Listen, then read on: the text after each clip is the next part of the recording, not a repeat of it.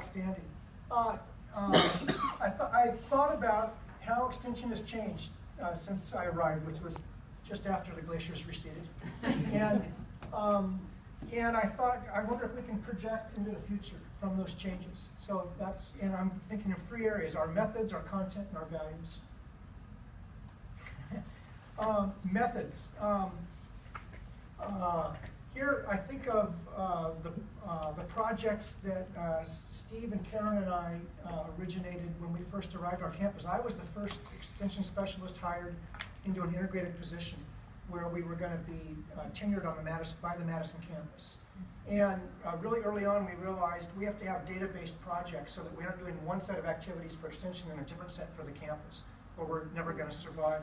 So we ended up with projects like our school-age child care need assessment and the TAP project and youth futures, and my employee child care assistance project and my parenting the first year evaluation. These are all data-based projects. And and when I really began to realize that we were onto something was when I heard from a county agent who I can't remember who it was now, but it was somebody up in west central Wisconsin, I remember, who had done the school-age need assessment project. So all the elementary kids carried home our survey form with their report cards. They returned them, filled out by their parents with the report cards. The agent and I wrote a report. We made a PowerPoint, or overhead transparencies probably in those days. And she gave a presentation and walked the community through kind of a decision-making process on how they could respond to this. So a week later, a township board chair showed up at the county extension office and came up to the secretary's desk and said, "I want to talk to the extension home economist." It turned out that within 5 years they had to site a landfill in their part of the county, and he wanted help in designing some kind of data collection about people's views and attitudes and needs, and then some help in generating a community-wide decision-making process. He didn't go to the Conrad agent. He went to the home economist. Why? Because he had been to the meeting, the public meeting, where the results were shown and the decision-making was used. And I realized this guy views the county office as like a general all-purpose research tool for answering any local problem or question, right?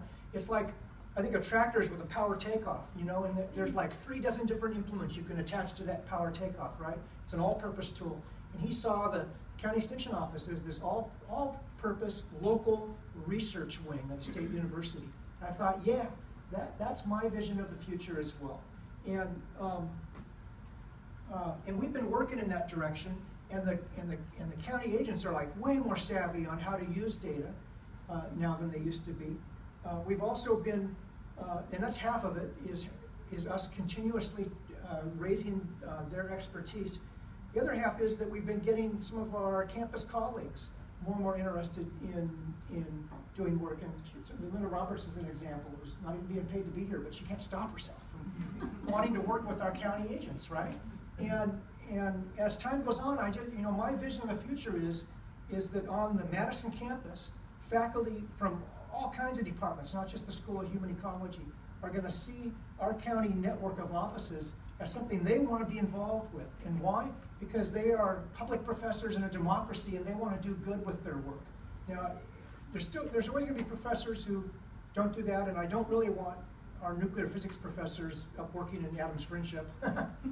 No telling what they do there. But so there's always going to be basic research going on, people that don't want to get out of the lab. But I see a future where more and more people are going to want. They're going to see it as a normal part of their career as public professors, to want to reach out to the community. They're going to see us as the avenue for that. And so we are the link between the county offices and helping to train them, and our campus colleagues and helping to train them. We are that transitional group right here that could make that happen. So that's my view of methods and how they've changed and how they might change. 2 more, content and values. Content, when I came on board, our county agents were home economists.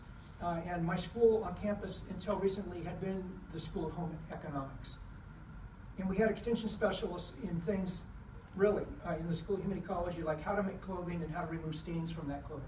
It's 2 different specialists we had in my school. And since then, we've moved really strongly into areas that are less based on craft and more based on science in all of our fields, all the fields that we represent. But I'm here today to predict that we ought to think about reclaiming home economics. Big surprise to me when I sat down and thought this through.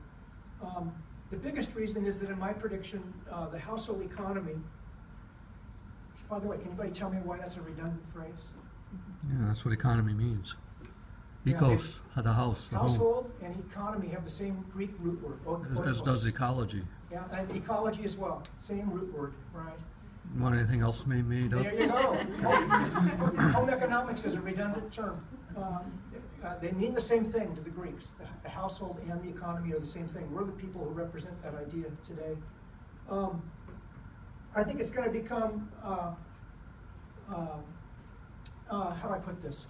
We live in one world marketplace, and 25 years ago, all the seamstresses in the U.S. working behind FAF industrial sewing machines found that they couldn't compete with Indonesians, because if you're sewing blue jean seams at piece rate, you get paid the same whether you're in Jakarta or New York City or LA, minus transportation costs to get them here. And so we're going to raise their wages, but they're going to depress ours. And so we have no more sweatshops. We used to have a whole garment industry in LA that I used to work alongside. Gone. And today, same thing with a lot of our computer stuff, outsourced, right, to Bangalore. We're living in one world marketplace. We're going to raise the world's incomes up as the whole world becomes a single marketplace, but we can't raise them up to our level. If all of China wanted to live at the standard of living of the U.S., say 50 years ago, that would mean every family would have a car. There's not enough iron ore in the world to make that happen. Certainly not enough petroleum. And so our standard of living in terms of resource use is going to come down in the next 50 years. Every president's going to have to negotiate that with the voters without actually saying it out loud. It's going to be a hard period. But doesn't mean that our lives have to be worse. All you got to do is look to Provence, right, to see good lives based on a smaller carbon imprint, right? And so this is going to be tough because we have a default set of values in this country. It's materialism. We have a lot of advertising. They all sell specific products, but every advertisement sells the general idea that products will make you happy. More and better and newer products will make you happy. And if you have no firm values, then you go back to that as your default value base. And there are an awful lot of Americans who are even wealthy who don't know why they're not happy, but they just think, if my income was just 50% more, then I'd be happy. If I just had a newer Audi, then I'd be happy. And they're temporarily happy, and then they're back to being unclear why they're not happy, right? That's materialism. And so I asked myself, what organization in our society can fight against that materialism in any kind of reasonable way? And like we're the only plausible one, really, extension nationwide.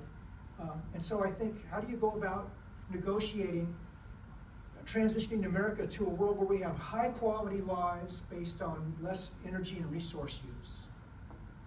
It really comes back to having sufficient material goods, but then basing your life on other things, like the satisfaction of doing things yourself, of riding a bike to work rather than driving, of baking bread, of sewing your own clothes, of canning vegetables. Self-sufficiency. There's a lot of satisfactions in feeling competent, and especially doing so in a community. And what I'm really describing is the old field of home economics there. And we haven't entirely given it up. I noticed a new impact statement 2 weeks ago, written by Barb, on food preservation. 7,000 households got training in food preservation by us last year. 25% of them, it was their first contact with the Extension Office. That's 2,000 households having the satisfaction of self-sufficiency. And who can't get on board with self-sufficiency, right? Conservatives and liberals alike like that idea. So this is a return to something that we used to do a lot more, the old home economics tradition. And I kind of see that as 30 years down the line, what our niche might be, is helping people be more self-sufficient and therefore happier in a world where already our children are likely to live with less resources than we had. First generation since the American Republic was founded, that's going to be true. That's going to continue, and we could help people negotiate that. And okay, finally, values. and then I'll quit. Our first year, Steve and I drove down to West Lafayette, Purdue, for a big conference of family living agents, or family living specialists. And we were driving back, and we gave a ride to an ancient, frail, old African-American woman who had been a home economist forever in Alabama. She needed to lift up to the train station in Chicago. So I hadn't heard her speak during the whole 2 or 3 day conference, but we were driving north, and I asked her, because I was curious, I said, what kind of programs did you do in Alabama in 1948, when she started, before I was born? And she said, oh, a lot of the traditional stuff, but I guess my biggest program was adult literacy. We drove along in silence, and I said, and that was Alabama in 1948? She said, yeah, that's right. I said, correct me if I'm wrong, but didn't you have voter registration laws then that required a literacy test? And she smiled, she said, why, yes, that's true. And we drove along in silence, and you just had to drag it out of her. And I said, wasn't that a little controversial? And she said, and she smiled, she said, oh, yeah, there were some people who complained about me doing that, And I said, and a lot of people you're doing this with were African Americans, right? She said, oh yeah, that's true. She said they complained to the state director, and they just, local people. And I said, come on, wasn't it actually dangerous? And she said, well, my friends did give me a revolver to carry in the glove, but I never had to use it. And I just thought, oh man, like we make changes in individual lives and sometimes in bigger aggregations of people and all that, but we have revolutionary potential as an organization. And there was one extension person who was really using it, right? And so she became my role model of what our potential is. We hardly ever live up to that, thank goodness, but we have that potential to change things in fundamental ways. So that, I don't think those values have changed. So that's my 2 cents. Thanks.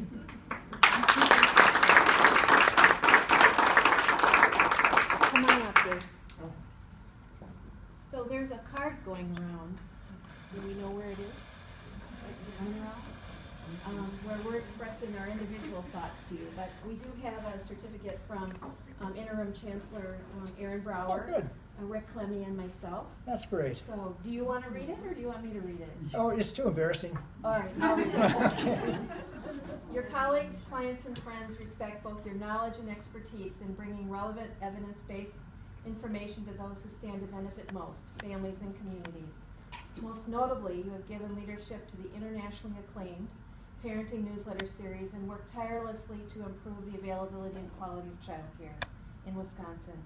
You have helped build the capacity of our family living program's faculty and staff to provide leadership in their communities. We salute you, your academic excellence, your commitment to Wisconsin families, and the difference you've made in the lives of so many people. Congratulations. Thank you. Thanks, Lord.